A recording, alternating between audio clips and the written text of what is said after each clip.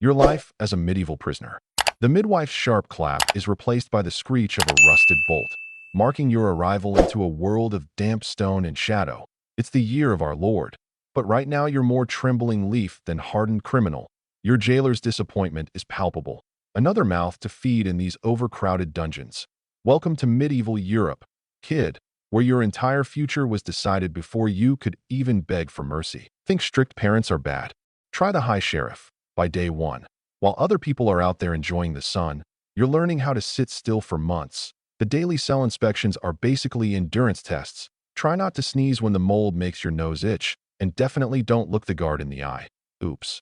From the guard's expression, you've just earned yourself 1,000 extra minutes of solitary silence. Your first real test comes on day 6. The ceremonial first shackling. You've watched other prisoners go through it, trying not to wince at their heavy new iron jewelry. No W, it's your turn. Goodbye freedom of movement. Hello instant adult accessory that makes your ankles feel like poorly balanced anvils. At least you get a burlap tunic now, though nobody mentions how these traditional rags are. Basically a sandpaper suit with a side of humiliation. Walking is now an extreme sport. Then comes week 7, when everything changes. Remember those cozy dreams of escape? Yeah, those are over. Welcome to the whole kit. Your new home, where comfort isn't in their vocabulary. Your new cellmate's first lesson is how to sleep properly. Yes, really. Hours upon hours in a fetal position until your limbs feel like they're being stabbed by tiny, invisible inquisitors. The older convicts make it look effortless. You make it look like you're napping on broken glass while being attacked by fleas. Your first wooden bowl feels like it weighs more than you do. They call it a vessel. You call it the implement of endless hunger. While other people are eating actual meat, you're learning that dropping your crust of bread means fighting a rat for it until your spirit gives out. It's like the worst camping trip ever, except it never ends and your host can literally throw away the key. Life here is basically a greatest hits collection of ways to suffer spectacularly. Slip on the slimy floor? That's a life lesson. Fall into another prisoner? That's character building. Faceplant during a forced march? Congratulations, you've just invented a new way to beg. The chaplain keeps saying even the darkest night leads to dawn. You're pretty sure he made that up just to make you feel better. Winter brings a whole new level of why did I have to be born a peasant? The stone floor is cold enough to freeze your soul, but complaining? That's not very stoic of you. You learn to pray while your toes turn into icicles. Think that's tough? Wait until you have to work in full chains. It's like trying to dance inside a heavy iron cage that's actively trying to crush you. By the 3rd month, you get your first real trial. Everyone acts like it's this profound legal moment, but nobody warns you about the paperwork. One tiny slip of the tongue, and suddenly you're offending 3 generations of royalty. The first time you testify, you accidentally implicate yourself. The judge calls it a confession of the soul. You call it, maybe we should have started with a better lawyer. Then comes the dungeon hierarchy. Imagine trying to negotiate a peace treaty while trapped in a closet, because apparently just regular surviving wasn't hard enough. Picture this. You're trying to trade buttons for soup while talking to a guy who clearly thinks this whole innocence thing is hilarious. Your cellmate strokes his beard thoughtfully and says something wise about patience. The rat just squeaks. You're pretty sure they're both laughing at you.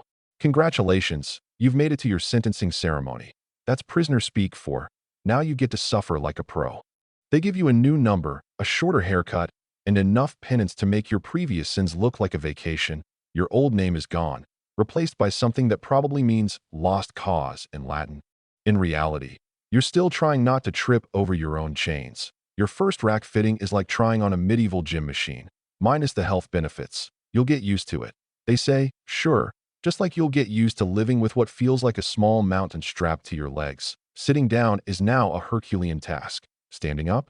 That's a whole Olympic event in itself. The torturer keeps muttering about your unique flexibility. Thanks, you guess. Then comes your first prison riot.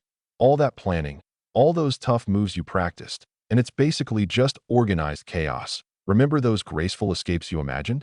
Yeah. No. It's more like a mosh pit with heavy buckets. Your sophisticated breakout strategy quickly becomes try not to get trampled while looking somewhat brave. No, you can only manage one of those at a time. But wait, it gets better. Now you've got to navigate yard politics, which is like high school drama, but with more sharpened spoons. Every mealtime is a minefield of potential insults. Drink water wrong? Social crisis, sit on the wrong bench. Personal crisis, walk at the wrong pace. Believe it or not, straight to crisis, you start to suspect the real enemy isn't the king. It's proper prison etiquette. Speaking of crises, here comes the cell reassignment. Turns out your new neighbor is the local master of the shanking arts. The good news. He's skilled with a sharpened tool. The bad news. He's really skilled with a sharpened tool. Your first conversation together is less about friendship and more about calculating how quickly he could take your boots in a fight. You decide to be extra polite with your shared space. Suddenly, you're in charge of 20 newcomers, all looking at you like you've got some grand escape plan, but sadly, you don't. Your leadership strategy is basically try to look scary while trembling internally. Somehow it works, and now everyone thinks you're some kind of criminal mastermind. Fake it till you make it, dungeon style. The best part about being a veteran now? When you mess up, it's not just your skin on the line. It's everyone's. No pressure. During one inspection, your pet mouse gets spooked by a light, sending your perfect hiding spot into chaos. But hey, the guard was so confused by your frantic dancing that he actually missed your contraband. Sometimes failing upward is a legitimate strategy. Politics becomes your new cell block. And let's be honest, you'd rather face a judge than another night of shared snoring. At least in court you know who's trying to condemn you. In the barracks, everyone's nodding while plotting to steal your blanket over perfectly stale ale. Your cellmate, thankfully, turns out to be better at this game than you. That spoon-sharpening practice apparently translates well to verbal debate. Then comes the fun part, training the new arrivals. Remember all those wise-sounding proverbs your cellmate used to say? Now you're making them up on the spot. The stone that gathers moss is softer than the one that doesn't. You can't believe they're actually whispering this to each other. Age starts creeping up like a warden with a grudge. Your legendary workout now comes with complimentary back pain. Young thugs still challenge you. But now you win through experience instead of muscle, or as you like to call it, strategic energy conservation. You're not getting slower. You're just becoming more efficient at doing nothing. At least that's what you tell yourself. One morning you catch your reflection in a puddle. When did your beard turn so gray? The new generation of prisoners moves faster, yells louder, and somehow makes even more etiquette mistakes than you did. You watch the intake, remembering when you were that eager young thief who thought every problem could be solved with a fast enough hand. If only arthritis could be defeated through trial, a young hotshot challenges you to a duel for your spot. Great. He's probably been practicing with his bowl since breakfast. You can barely touch your knees. But here's the thing about getting older. You've learned that the loudest voice isn't always the winning one. While he's busy showing off his fancy tattoos, you end the argument with a single well-timed secret about the warden. The look on his face is priceless. How? He asks. You give him your most mysterious veteran smile and say something cryptic about shadows and time. Hey, you've earned the right to be annoyingly philosophical. Your last conflict isn't against some scary guard or rival gang. It's a quiet morning council meeting where you prevent a fight by telling embarrassing stories about the warden's father. Turns out your greatest victory comes not from throwing a punch, but from knowing when to keep your mouth shut. Plus, those blackmail-worthy secrets you've collected over the years finally come in handy. They find you one morning in the courtyard. Peaceful, you're back against the warm stone, finally mastering that perfect resting posture you struggled with as a kid. Your last message to your followers is not some profound teaching about crime or punishment.